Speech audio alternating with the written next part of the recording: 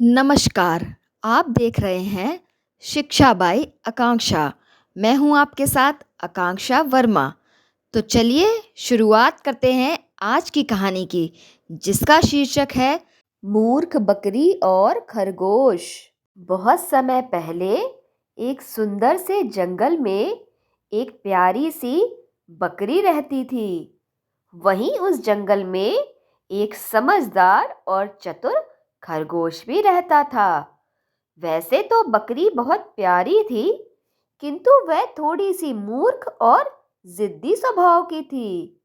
बहुत ही जल्दी दूसरों की बातों में आ जाती थी। दूसरी ओर खरगोश बहुत ही चतुर और बुद्धिमान था और अपनी बुद्धिमानी से बड़ी-बड़ी समस्याओं का भी हल निकाल लेता था।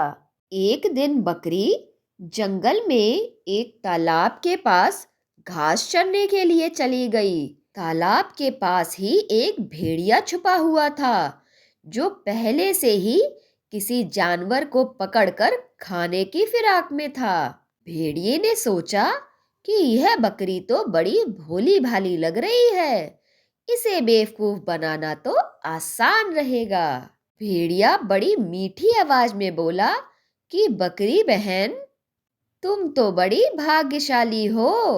तुम्हें पता है, इस तालाब का पानी जादुई है। अगर तुम इसमें नहा लो तो तुम और भी अधिक सुंदर हो जाओगी। बकरी तो मूर्ख थी। बिना कुछ सोचे समझे भेड़िए की बात मानकर तालाब में उतरने लगी। तालाब के पास ही खरगोश छुपा हुआ था, जो दूर से यह सब कुछ देख सुन रहा था।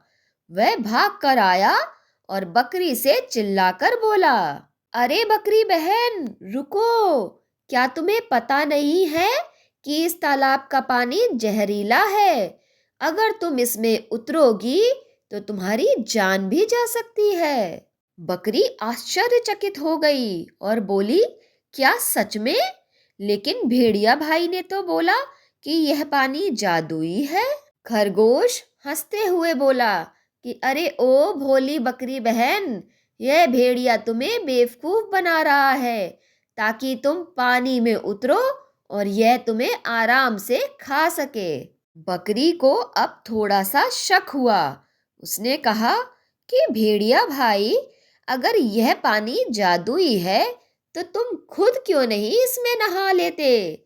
बकरी की बात सुनकर भेड़िया सकपका गया और बोला, नहीं नहीं बकरी बहन, मुझे इसमें नहाने की जरूरत नहीं है, क्योंकि मैं तो पहले से ही इतना सुंदर हूँ। अब तो खरगोश की बात पर बकरी को पूरा यकीन हो गया था।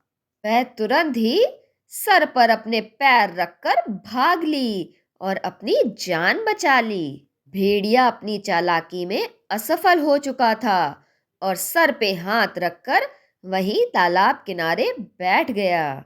उधर बकरी ने खरगोश को बहुत बहुत धन्यवाद दिया और बोली कि खरगोश भाई, अगर तुम समय पर नहीं आते तो मैं अपनी मूर्खता के कारण अपनी जान गंवा देती। इस कहानी से हमें यह सीख मिलती है कि हमें बिना सोचे समझे किसी पर भी विश्वास नहीं करना चाहिए।